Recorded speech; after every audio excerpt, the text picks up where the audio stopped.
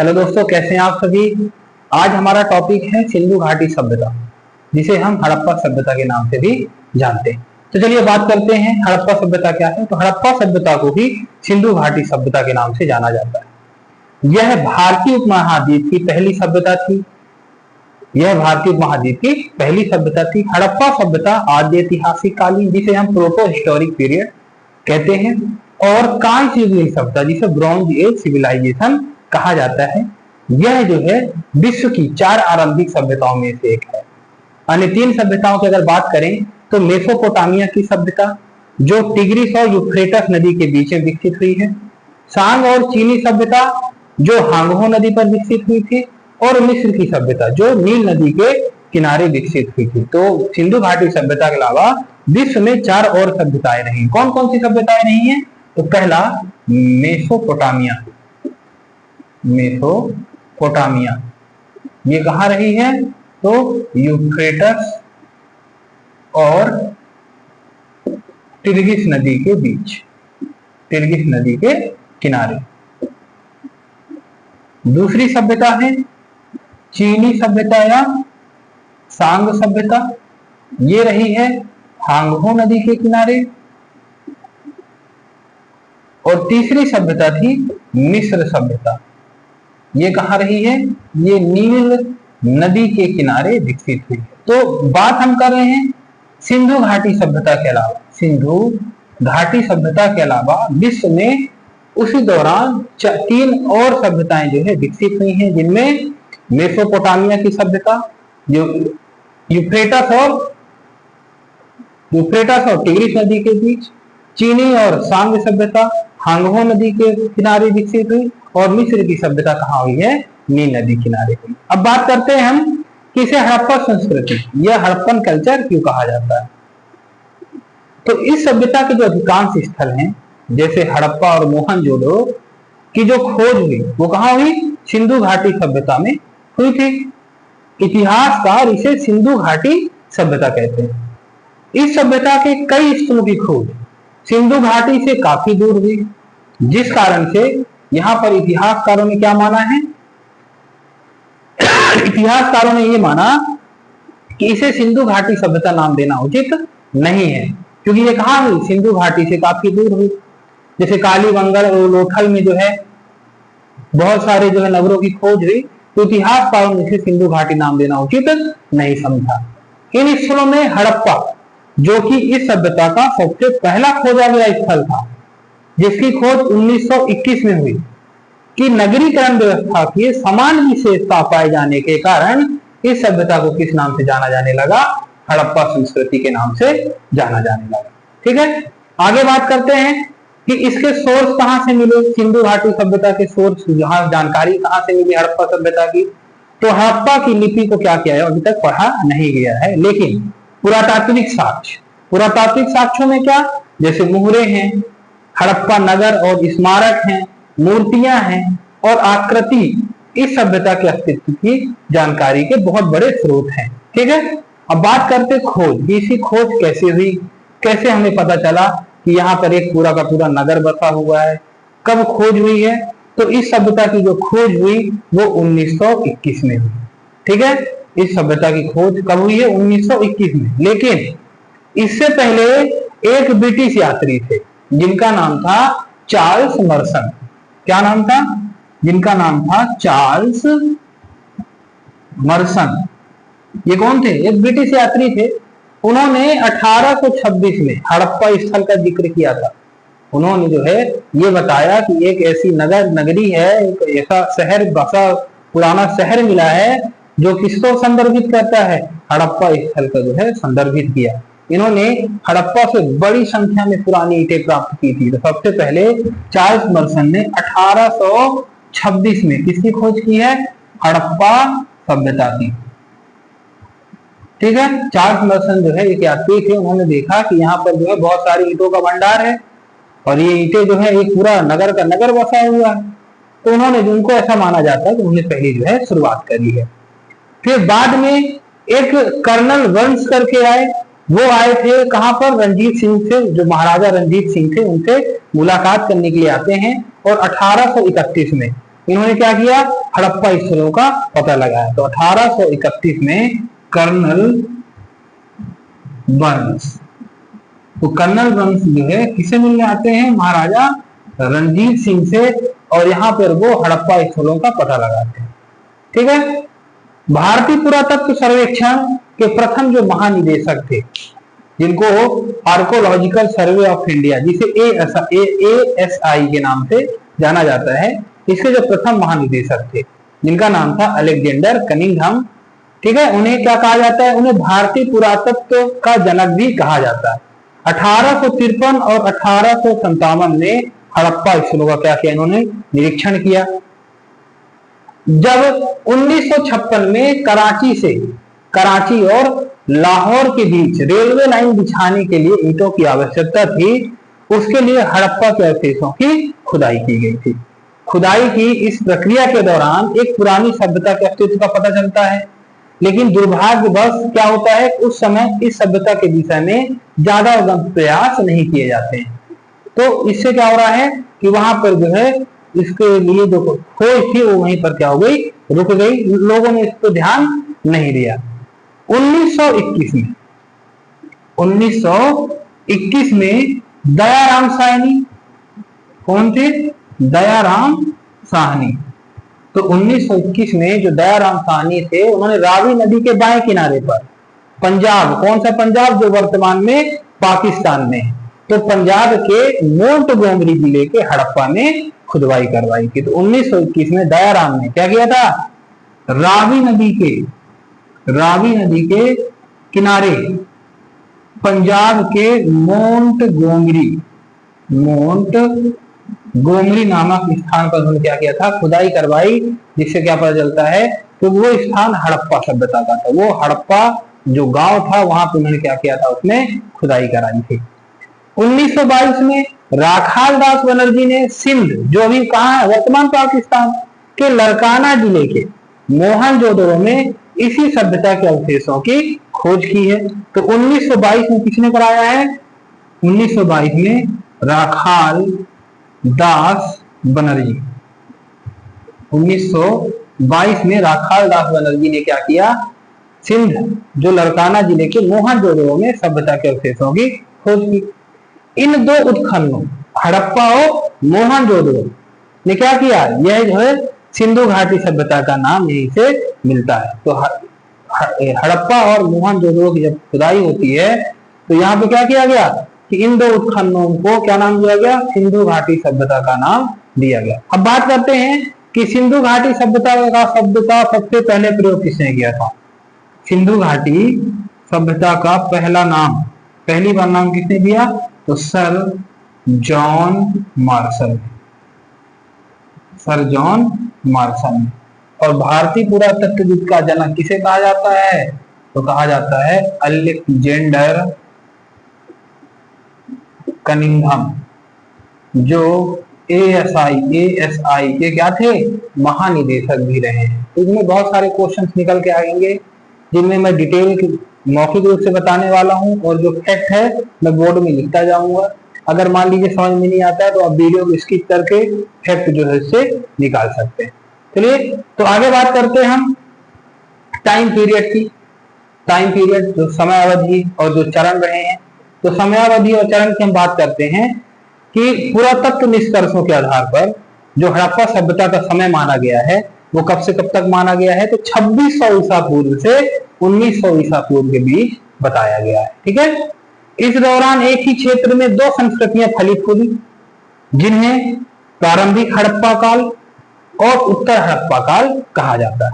क्या कहा जाता है, प्रारंभिक हड़प्पा काल जिसे हम बोलते हैं अर्ली हड़प्पन, और उत्तर हड़प्पा काल जिसे हम बोलते हैं लेट हड़प्पा। अच्छा, इन संस्कृतियों से हड़प्पा सभ्यता को अलग महत्व देने के उद्देश्य से इसे क्या कहा जाता है, परिपक्व हड़प्पा सभ्यता अर्थात मैच्योर हड़प्पन सिविलाइजेशन भी कहा जाता है। जहां से शुरुआत हुई प्रारंभिक हड़प्पा काल से, प्रारंभिक हड़प्पा काल और उत्तर हड़प्पा काल के बीच के जो समय काल को क्या कहा जाता है, कहा जाता है परिपक्व हड़प्पा सभ्यता कहा जाता है। ठीक है। अब बात करते हैं हम पहला कि प्रारंभिक हड़प्पा काल। प्रारंभिक हड़प्पा काल, तो इसका जो समय अवधि है तो प्रारंभिक हड़प्पा काल की समयावधि मानी गई है प्रारंभिक हड़प्पा काल। इसकी समयावधि क्या है? इसकी समयावधि है 3500 ईसा पूर्व से 2600 ईसा पूर्व।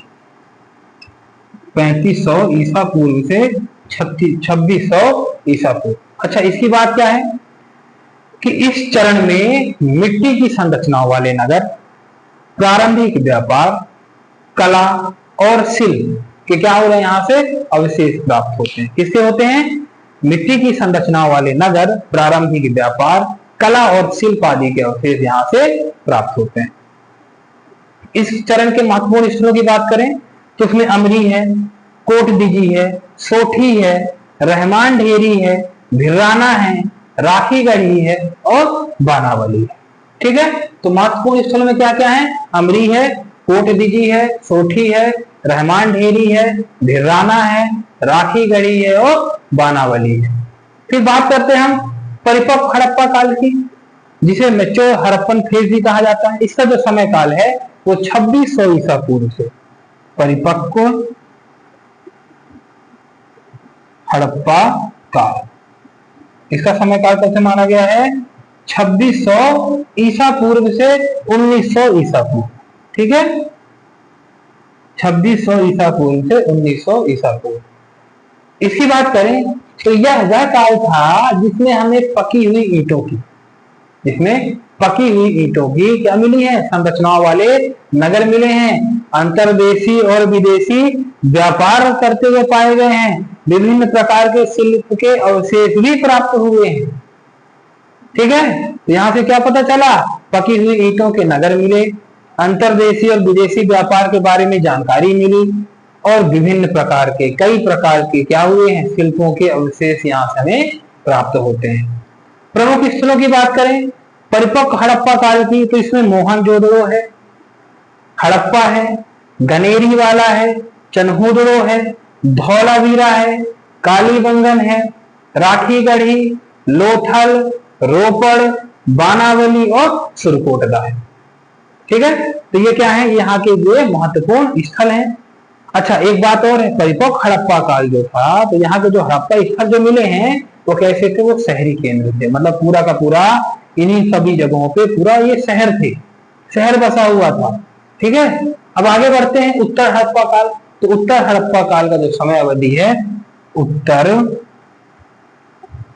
हड़प्पा काल, उत्तर हड़प्पा काल की जो समय अवधि है वो माना गया 1900 ईसा पूर्व से 1900 ईसा पूर्व से 1400 ईसा पूर्व। क्लियर? प्रारंभिक हड़प्पा काल, परिपक्व हड़प्पा काल और तीसरा है उत्तर हड़प्पा काल। तो उत्तर हड़प्पा काल का समय काल कब से कब तक माना गया? 1900 से 1400 ईसा पूर्व। यहाँ पे बात करें तो ये पतन का चरण था, या मतलब जहां पे प्रारंभिक में शुरुआत थी और उत्तर पहुंचते पहुंचते यहाँ पे क्या होने लगा? पतन होने लगा। इस दौरान कई शहरों को छोड़ दिया गया था और व्यापार भी खत्म हो गया, जिससे यहाँ के जो महत्वपूर्ण नगर थे, जो शहर थे, बड़े बड़े शहरी केंद्र, वो धीरे धीरे विलुप्त होने लगे। ठीक है, अब महत्वपूर्ण स्थलों की बात करें तो यहाँ से जो महत्वपूर्ण स्थल हमें मिलते हैं वो मिलते हैं रंगापुर, लोथल, आलमगीरपुर, हुलास और दहमाबाद। क्लियर है? कौन कौन से प्रमुख स्थल मिल रहे हैं यहाँ से? रंगापुर, लोथल, आलमगीरपुर, हुलास और दहमाबाद। अब ये चीजें हम आगे पढ़ने वाले हैं।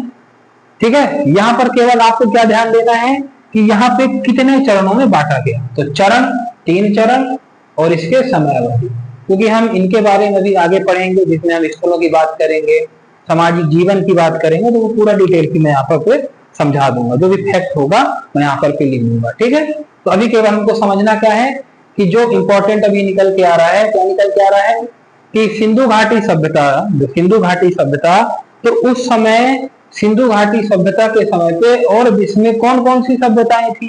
ठीक है, तो विश्व में कौन कौन सी सभ्यताएं थी? मेसोपोटामिया सभ्यता थी, चीनी सांग सभ्यता थी और मिस्र की सभ्यता थी। ठीक है, इसके बाद में हड़प्पा स्थल की खोज कब की गई? सबसे पहले 1826 में। किसने किया? चार्ल्स मर्सन ने। सिर्फ उनको जानकारी मिली कि यहाँ पर कोई ऐसा नगर है, लेकिन इस पर कोई ध्यान नहीं देता है। फिर कर्नल वंश 1831 में जाते हैं, फिर से हड़प्पा स्थलों की खोजबीन करते हैं, लेकिन फिर उस पर ध्यान नहीं दिया जाता। उसके बाद में फिर क्या होता है कि दयाराम साहनी 1921 में जो है हड़प्पा स्थलों की खोज करते हैं, और तब वहां से जानकारी इकट्ठी होनी शुरू होती है कि ये हड़प्पा सभ्यता आखिर था क्या। ठीक है, फिर आगे बढ़ते हैं, तो यहाँ पे आते हैं कि सिंधु घाटी सभ्यता नाम किसने दिया, तो सिंधु घाटी सभ्यता सर जॉन मार्शल ने नाम दिया। भारतीय पुरातत्वविद के महानिदेशक कौन थे, तो भारतीय पुरातत्वविद के महानिदेशक थे अलेक्जेंडर कनिंघम। तो ये क्या है, इससे जो फैक्ट निकल के आए हैं। फिर अगला है कि प्रारंभिक हड़प्पा काल का समय काल क्या था, परिपक्व हड़प्पा काल का समय काल क्या था, और उत्तर हड़प्पा काल का समय काल क्या था। तो इतनी जानकारी हमको यहाँ से मिलती है। ठीक है, अब हम बात करते हैं कि उसके ओरिजिन की, हड़प्पन सिविलाइजेशन के ओरिजिन मतलब हड़प्पा सभ्यता के उद्भव की बात करते हैं। तो इनके उद्भव को लेकर के जो इतिहासकार है, इतिहासकारों का, सभी इतिहासकारों का अपना अलग अलग मत है। तो मैं बात करता हूं पहले इतिहासकार जो है E.J.H. मैके। क्या नाम है, E.J.H. मैके। E.J.H. मैके का ये कहना है कि हड़प्पा सभ्यता की जो उत्पत्ति हुई है वो सुमेर मतलब दक्षिण मेसोपोटामिया से लोगों के प्रवेश के कारण हुई है। इनका कहना है कि हड़प्पा सभ्यता की उत्पत्ति कहां से हुई है, दक्षिण मेसोपोटामिया से लोग यहाँ पे आए हैं और यहाँ पे बस गए, और यहीं से जो है सभ्यता की शुरुआत होती। दूसरे इतिहासकार D.H. गॉर्डन और मार्टिन व्हीलर। कौन कौन, D.H.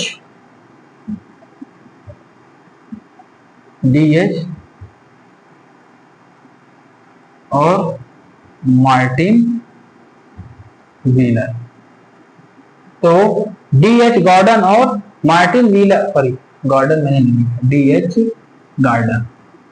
तो D.H. गार्डन और मार्टिन व्हीलर का यह मानना है कि हड़प्पा सभ्यता पश्चिमी एशिया से लोगों के प्रवेश का परिणाम है। मतलब इन्होंने क्या किया है, इन्होंने बताया कि जो हड़प्पा सभ्यता थी वो पश्चिमी एशिया से आए हुए लोगों का जो है आकर के बस गए, और यहाँ पे एक जो है बड़ी सभ्यता जो है बसाई गई।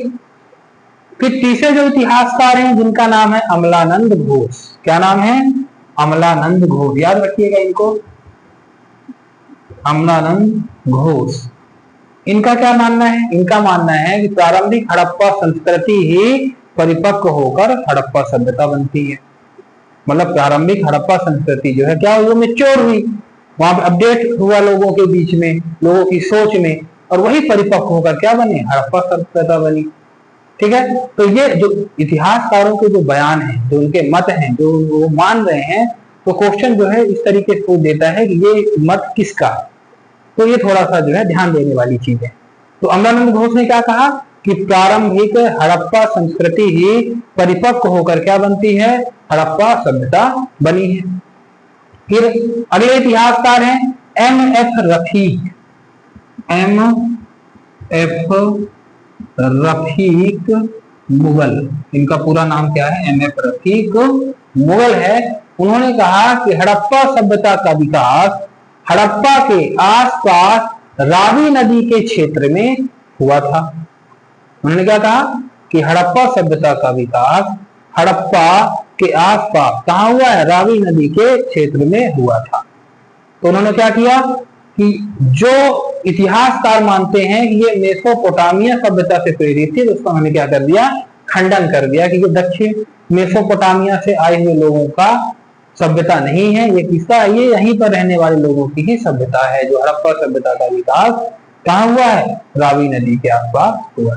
चलिए अब अपन बात करते हैं हड़प्पा सभ्यता के विस्तार की, कि हड़प्पा सभ्यता का जो विस्तार है वो कहाँ हुआ है। ठीक है, तो बात करते हैं हड़प्पा सभ्यता एक विशाल क्षेत्र में फैला हुआ था, जिसमें न केवल भारत के वर्तमान राज्य जैसे राजस्थान है, पंजाब है, हरियाणा है, गुजरात है, महाराष्ट्र में है, पश्चिमी उत्तर प्रदेश है, तो यहां तक हड़प्पा सभ्यता नहीं फैला था। साथ ही कहां फैला था, पाकिस्तान और अफगानिस्तान के कुछ हिस्सों में भी हड़प्पा सभ्यता फैला हुआ था।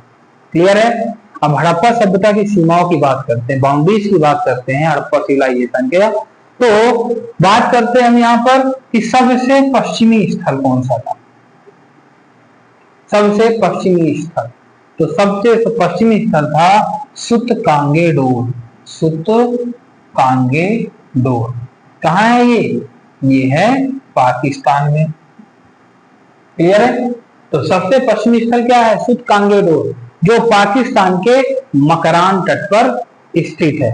पाकिस्तान के मकरान तट पर स्थित है। फिर सबसे पूर्वी स्थल क्या है, सबसे पूर्वी स्थल है आलमगीरपुर। आलमगीरपुर ये कहाँ है, ये है उत्तर प्रदेश में। क्लियर है। फिर सबसे उत्तरी स्थल, तो सबसे उत्तरी स्थल है मांडा, जो कहाँ है, इसको बोलते हैं अखनूर। मांडा अखनूर कहाँ है, जम्मू कश्मीर। सबसे उत्तरी स्थल कहाँ है, मांडा अखनूर कहाँ है, जम्मू में। और सबसे दक्षिणी स्थल ये कहाँ है, दैमाबाद महाराष्ट्र। क्लियर है, दैमाबाद महाराष्ट्र। ठीक है। तो सबसे पश्चिमी स्थल सुतकांगेडोर पाकिस्तान का मकरान तट, सबसे पूर्वी स्थल आलमगीरपुर उत्तर प्रदेश, सबसे उत्तरी स्थल मांडा अखनूर जम्मू, और सबसे दक्षिणी स्थल है दैमाबाद महाराष्ट्र। क्लियर है। अब आगे हम पढ़ते हैं कि हड़प्पा सभ्यता के तहत जो आने वाला जो क्षेत्र है, हड़प्पा सभ्यता के तहत आने वाला जो क्षेत्र है वो कैसा था, एक त्रिभुजाकार आकृति बनाता है। क्या करता है, त्रिभुजाकार आकृति बनाता है। और इसका क्षेत्रफल लगभग 13 लाख वर्ग किलोमीटर में फैला हुआ था। कितने लाख वर्ग किलोमीटर में, लगभग 13 लाख वर्ग किलोमीटर में ये जो क्षेत्र है वो फैला हुआ था। इतना बड़ा क्षेत्र कि ये वर्तमान पाकिस्तान से भी अभी वर्तमान में क्या है, बड़ा है। और फिर पाकिस्तान में उस समय जो सभ्यताएं विकसित हुई थी, चाहे वो मिस्र हो, मेसोपोटामिया हो, उनसे क्षेत्रफल से भी वो बड़ा है। तीसरी और दूसरी शताब्दी ईसा पूर्व में विश्व में कोई भी अन्य सांस्कृतिक क्षेत्र हड़प्पा क्षेत्र जितना विशाल नहीं था। तो याद रखिएगा कि इस समय उस समय जो है हड़प्पा सभ्यता क्या था, सबसे विशाल क्षेत्र था। जो बस्ती बसाई गई है उनकी स्थितियों से पता चलता है कि हड़प्पा जो है, हड़प्पा कालीबंगन, ठीक है। तो क्या है हड़प्पा कालीबंगन, जहां पे घग्गर हालतरा नदी, जिसका आमतौर पर विलुप्त हो चुकी सरस्वती नदी से है। तो मोहनजोदड़ो धुरी इस सभ्यता का केंद्र था और अधिकांश बस्तियां कैसी थी, इसी क्षेत्र में स्थित थी। कहां पे स्थित थी, मोहनजोदड़ो। ठीक है। मिट्टी की बात करें तो मिट्टी के प्रकार, जलवायु, जीवन निर्वाह पैटर्न जो है, तो इस क्षेत्र के जितने ये मिट्टी के प्रकार है, जलवायु है, जीवन निर्वाह की बात करें तो इन सभी क्षेत्रों में क्या है, समान विशेषताएं पाई गई हैं। भूमि क्या थी, समतल थी। और पानी की आपूर्ति, पानी की जो जरूरत है वो किससे प्राप्त हुई, तो मानसून पर निर्भर था और हिमालयी नदियों पर निर्भरता थी। ठीक है। बात करें इनके भौगोलिक विशेषता का, तो इन्होंने कृषि पशुपालन अर्थव्यवस्था का वर्चस्व था। इस समय कृषि पशुपालन, कृषि और पशुपालन जो है अर्थव्यवस्था का सबसे बड़ा स्रोत था। क्लियर है।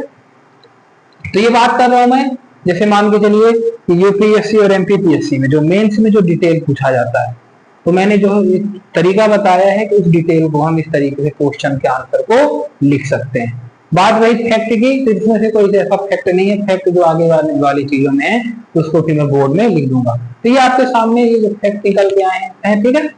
आगे बात करते हैं हम कि क्षेत्र और राज्य की। किसकी बात करेंगे, क्षेत्र और राज्य की। यहाँ पे कौन कौन से प्रमुख पुरातात्विक स्थल जो है रहे हैं। ठीक है। तो चलिए मैप के थ्रू अपन समझ लेते हैं।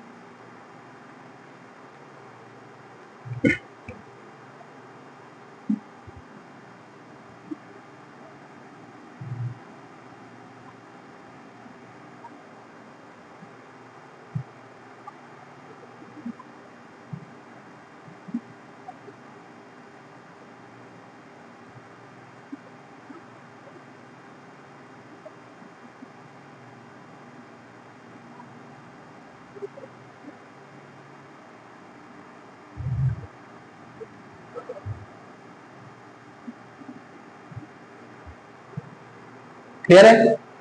अब आप करते हैं अफगानिस्तान और पाकिस्तान, ये रहा भारत का मैप। आगे बढ़ेंगे हम।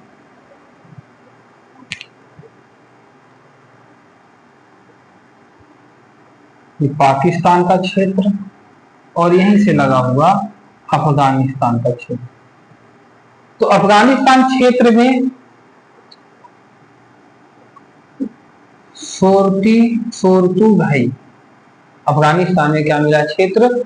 सोरतुगाई, जो पुरातात्विक स्थल प्राप्त हुए कहां से? अफगानिस्तान में। तो सोरतुगाई और मुंडी गाक, सोरतुगाई और मुंडी गाक ये कहां है? अफगानिस्तान में। अफगानिस्तान। फिर बात करेंगे हम बलूचिस्तान पाकिस्तान की। तो बलूचिस्तान जो है कहाँ है? ये पाकिस्तान में। बलूचिस्तान पाकिस्तान। यहाँ कौन कौन से क्षेत्र पुरातात्विक स्थल प्राप्त हुए हैं? तो पहला प्राप्त हुआ है मेहरगढ़। क्या प्राप्त हुआ है? मेहरगढ़। दूसरा है किली गुल मोहम्मद, किली गुल मोहम्मद। क्लियर है? मेहरगढ़, किली गुल मोहम्मद, रणगुंडई,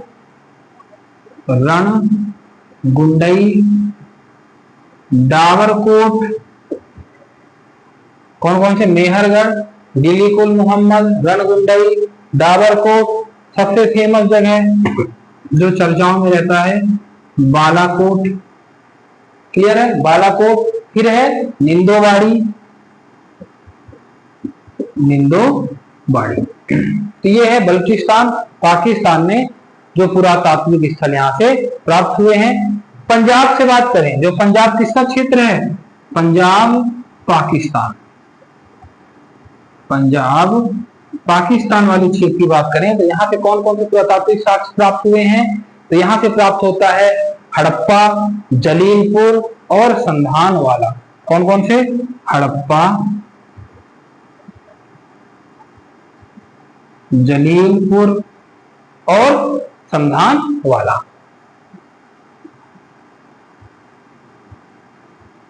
ठीक है। अब हम आगे बढ़ेंगे तो सिंध की बात करते हैं। तो सिंध वाले क्षेत्र में हमें प्राप्त होता है मोहनजोदड़ो, हमारी, कोटदीजी। सिंध वाले क्षेत्र में क्या प्राप्त होता है? मोहनजोदड़ो,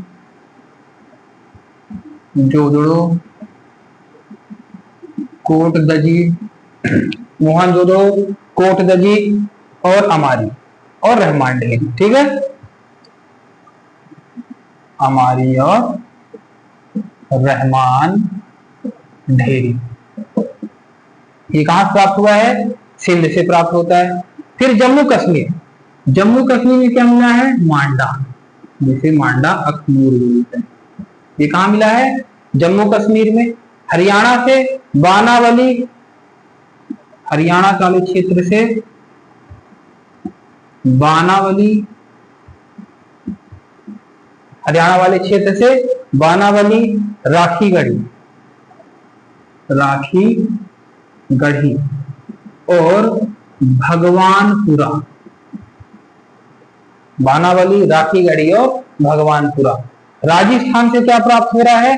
तो राजस्थान से कालीबंगन, राजस्थान कालीबंगन। छोटे अक्षर में लिख रहा हूं, उसे आप जूम कर करके लिख सकते हैं। कालीबंगन, गणेश्वर, कालीबंगन, गणेश्वर और सिसावल और बाड़ा हनुमानगढ़।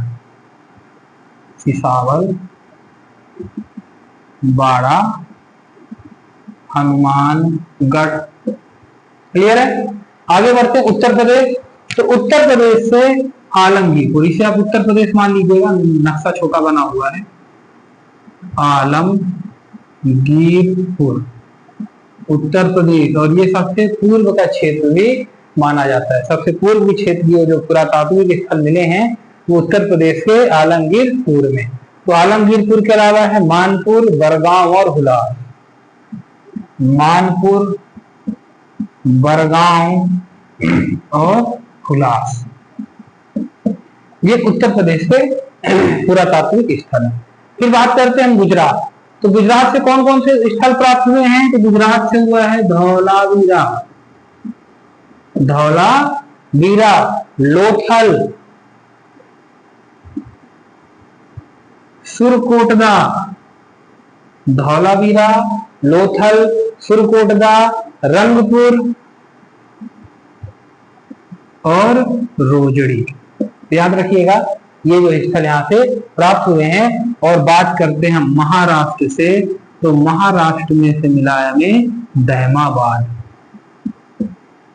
तो ये है क्षेत्र या राज्य और इनके पुरातात्विक स्थल। इन क्षेत्रों में ये स्थल जो है प्राप्त हुए हैं, जो कि आपके सामने ये मैप के रूप में मैंने इसको बना दिया है। तो आप इसको स्क्रीनशॉट भी ले सकते हैं, ये लिखना आप लिख सकते हैं स्किप करके। फिर आगे हम बात करेंगे सिंधु घाटी की मुख्य विशेषताओं की। तो आज जो हमारा वीडियो है तो इन्हीं सब चीजों को लेकर के था।